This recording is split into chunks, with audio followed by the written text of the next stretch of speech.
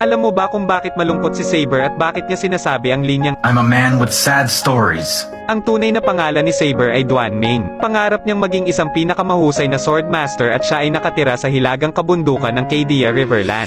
Naging master niya ang dating alagad ni Great Dragon na si Master Longma. Dahil sa kanyang ambisyon nagtulak ito sa kanya upang humanap ng malalakas na kalaban. Hindi sumang-ayon ang kanyang master at sinabing hindi pa ang tamang oras dahil hindi ka pa tunay na manlulupig gamit ang espada. Hindi nakinig si Duan Ming at naglakbay pa rin ito. Tinalo niya ang iba't ibang mandirigma kabilang na ang mga tagasunod ng Dragon's Altar. For 10 years, I have sharpened my sword for this moment.